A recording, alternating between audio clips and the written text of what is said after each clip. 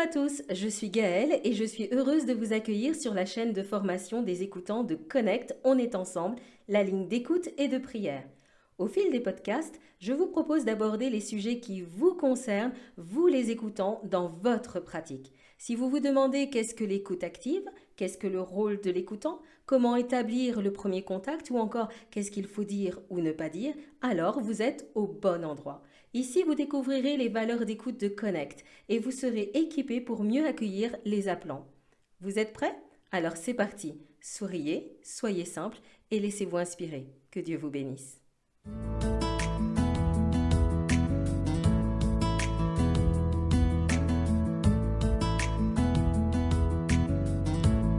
Dans l'attitude enquête-investigation, on cherche à obtenir des informations supplémentaires à approfondir le problème posé. Justement, on va poser des questions pour en savoir plus, pour vérifier éventuellement nos intuitions.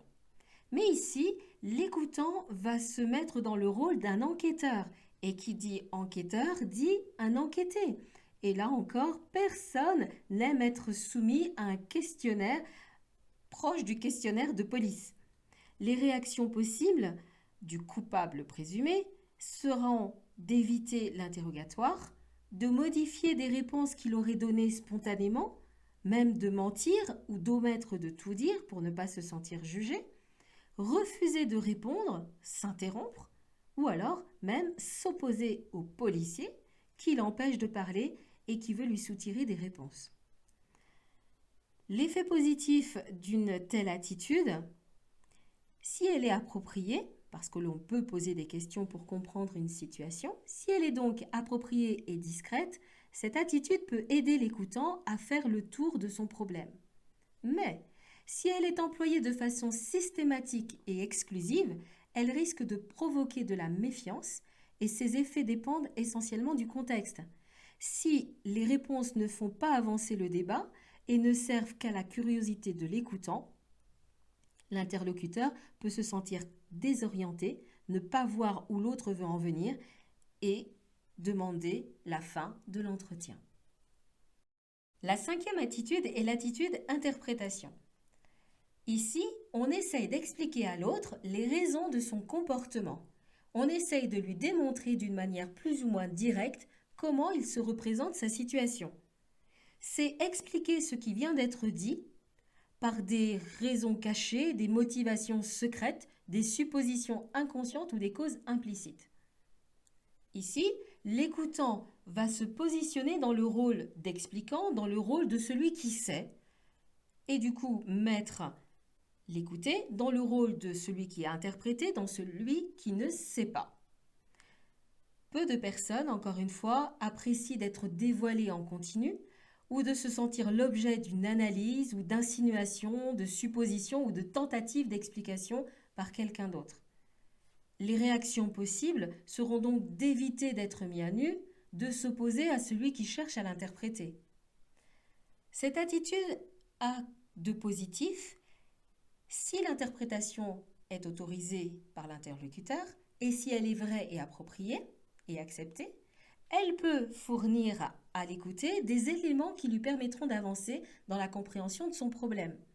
Mais si cette interprétation est hasardeuse et non acceptée, elle peut être ressentie comme une intrusion inacceptable, elle peut provoquer une levée des défenses et des réactions agressives, la perte de confiance et la rupture de la relation, soit l'arrêt de l'entretien.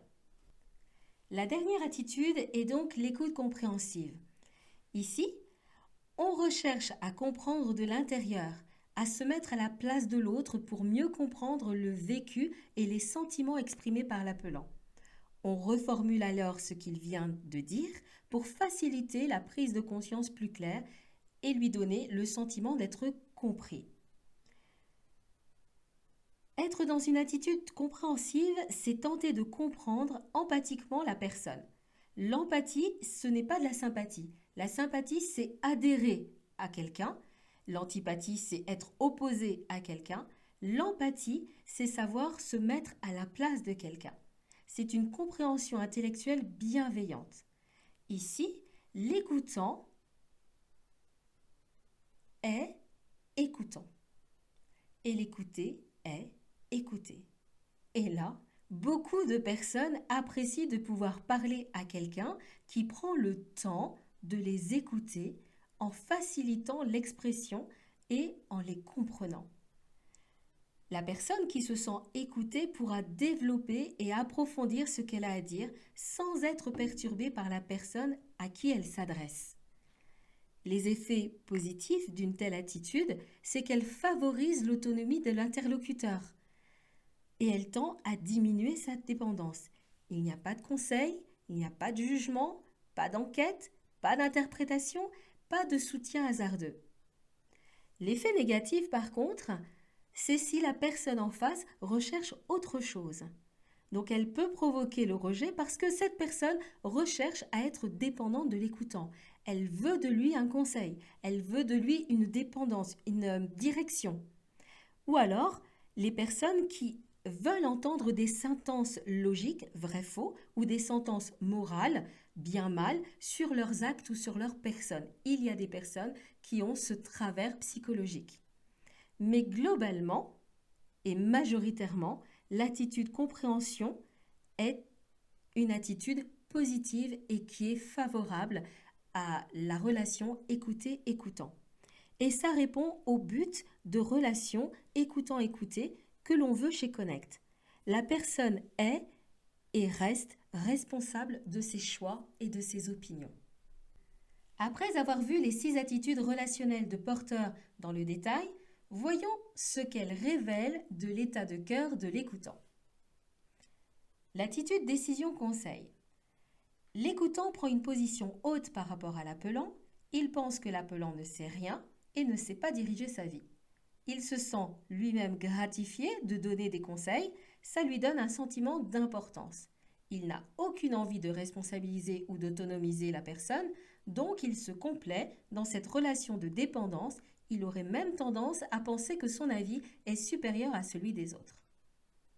Dans l'attitude évaluation-jugement, l'écoutant se présente en juge, justement. C'est un positionnement qui guette particulièrement les chrétiens.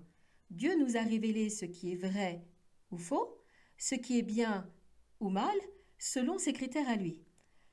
Et parfois, on veut tellement inciter les personnes à changer d'attitude qu'on les culpabilise pour susciter un remords ou une demande de pardon, mais convaincre de péché, de justice et de jugement, c'est le ministère du Saint-Esprit et pas celui de l'écoutant. Notre ministère, c'est aimer, c'est présenter la solution de la croix, c'est tendre une main secourable parce que nous étions de leur nombre avant que Jésus nous ouvre les yeux et son cœur. Dans l'attitude soutien-aide, l'écoutant est comme gêné par le dépôt de la personne. Il s'empresse de dire combien il compatit, il pousse la personne à se taire, en étant là sa propre compassion. Dans cette attitude, il peut aller jusqu'à minimiser la situation vécue, la souffrance. C'est une profonde marque de non-respect. Il vole l'espace d'écoute de l'appelant puisqu'il parle de lui-même et de son propre vécu. Dans l'attitude enquête-investigation, le questionnement systématique et inapproprié, comme les recherches de détails inutiles pour l'écouter, dénote une curiosité malsaine.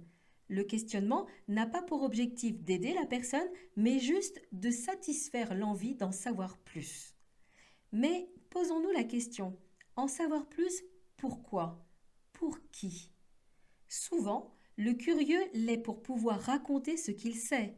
Est-il utile de rappeler que l'écoutant est lié par la confidentialité et le secret professionnel?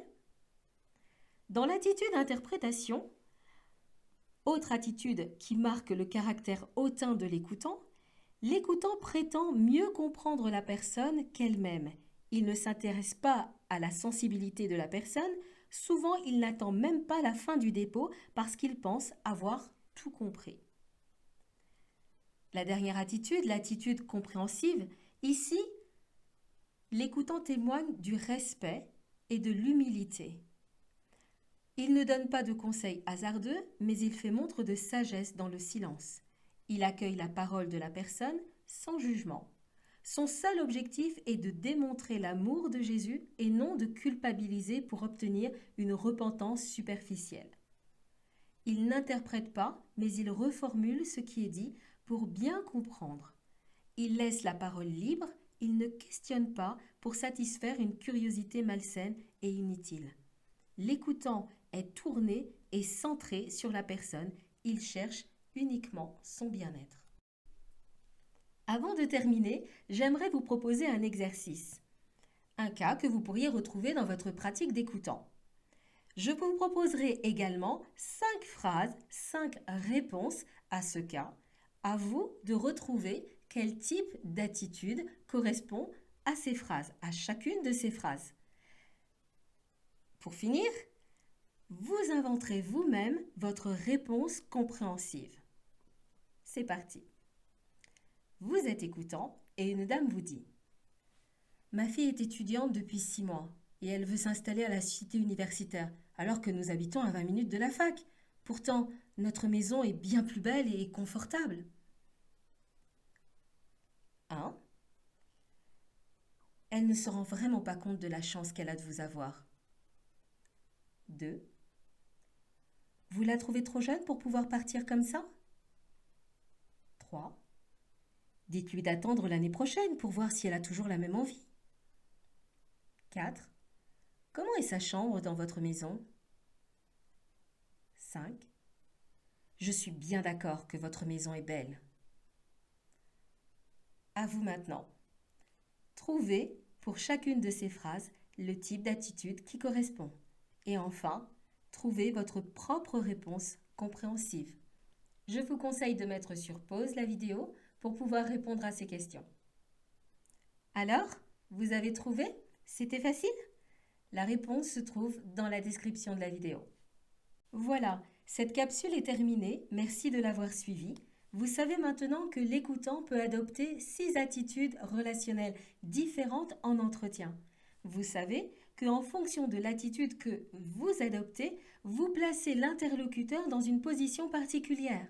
En adoptant systématiquement des attitudes d'évaluation, de soutien ou de solution immédiate, par exemple, vous ne reconnaissez pas à l'écouter sa capacité à être autonome ou à décider lui-même de ses conduites, de ses pensées, de ses opinions. Et du coup, vous le maintenez dans un état de dépendance. L'attitude de compréhension empathique est la seule attitude qui favorise l'expression de l'autre. Elle place l'écoutant dans une disposition intérieure favorable et lui permet de mieux comprendre la situation. C'est une position qui est très active, mais très coûteuse en attention, en énergie et qui demande une solide formation et un bon entraînement. Nous nous efforçons de percevoir et même de ressentir comme notre interlocuteur.